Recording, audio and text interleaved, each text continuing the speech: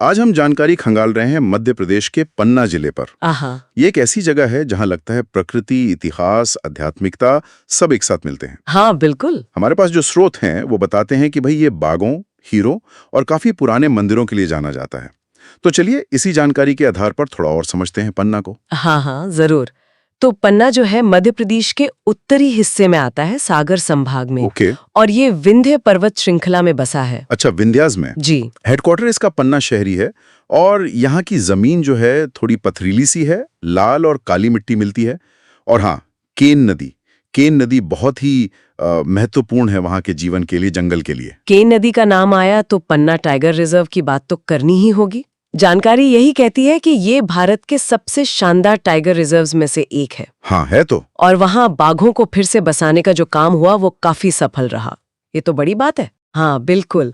वो बाघ पुनर्वास परियोजना जो थी वो वाइल्ड लाइफ कंजर्वेशन में एक, आप कह सकती हैं, मील का पत्थर है। और बाघों के अलावा जैसा आपने कहा, तेंदुए हैं, मगरमच्छ हैं, गिद्धों की कई प्रजातियां हैं और सैकड़ों तरह के पक्षी भी। और केन नदी, जैसा मैंने कहा, वो जीवन रेखा है पूरे इकोसिस्टम की। घने जंगल, गहरी घाटियां, पानी सब उसी से है। सही कहा। जंगल के इस खजाने के अलावा जमीन के नीचे भी तो एक खजाना है पन्ना में, हीरे। ये बात तो मतलब हैरान करती है कि भारत का इकलौता जिला जहां एक्टिव हीरे की खदानें हैं। हाँ ये बिल्कुल सही है। मजगामा और हिनोता ये मुख्य खदानें हैं। इनको NMDC मतलब नेशनल मिनरल डेवलपमेंट कॉरपोरेशन चलाता है। अच्छा, NMDC? जी। पर एक और दिलचस्प बात है, जानकारी ये भी बताती है कि कुछ सरकारी पट्टे वाले एरिया में वहाँ के लोकल लोग आज भी पुराने तरीकों से हीरे ढूंढते हैं। अरे वाह, मतलब मॉडर्न माइनिंग भी है और वो ट्रेडिशनल तरीका भी चल रहा है। हाँ, एक तरह का अनोखा संगम है ये। बहुत रोचक। अच्छा, तो बाघ हो गए, हीरे हो गए, अब बात करते हैं पन्ना के आध्यात्मिक पहलू की। जानकारी में कई मंदिरों का जिक्र है। जुगल किशोर मंदिर का नाम खास तौर पर आया है। हाँ, जुगल किशोर मंदिर 17वीं सदी का है। भगवान कृष्ण का मंदिर है। अच्छा। और इसकी वास्तुकला खास है, वो बुंदेला स्टाइल की। बुंदेला स्टाइल? उसमें क्या खास होता है? उसमें आपको खास तरह के मेहराब और छतरियां दिखेंगी, बहुत सुंदर लगता है। इसके अलावा पद्मावती देवी का मंदिर है, वो एक शक्ति पीठ माना जाता है। अच्छा। फिर महामती प्राणनाथ जी मंदिर है, जो प्रणामी संप्रदाय के लिए दुनिया भर में बहुत अहमियत रखता है। प्रणामी संप्रदाय, ये वैष्णव विचारधारा से जुड़ा है शायद। जी हाँ बिल्कुल। और एक बलदेव जी मंदिर भी है, जिसका आर्किटेक्चर थोड़ा रोमन स्टाइल जैसा लगता है, काफी अलग है वो। वाह, तो ये मंदिर सिर्फ पूजा की जगह ही नहीं, ये तो इतिहास और संस्कृति के गवाह जैसे लगते हैं। और बुंदेली संस्कृति का भी जिक्र था। बिल्कुल।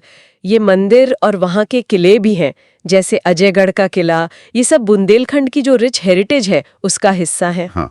ये पूरा इलाका अपनी वीरता की कहानियों, पारंपरिक कला और वहाँ का जो लोक संगीत है उसके लिए जाना जाता है। पहले यहाँ बुंदेला राजाओं का राज था, तो उसकी छाप तो आज भी दिखती है। अच्छा, और अगर इकोनॉमी की बात करें, हीरे और टूरिज्म तो हैं, लेकिन इनके अलावा क्या है? कृषि वगैरह का जिक्र था शायद। हाँ बिल्कुल, कृषि तो बेस है इकोनॉमी का। गेहूं, चना, धान, सरसों ये सब उगाया जाता है।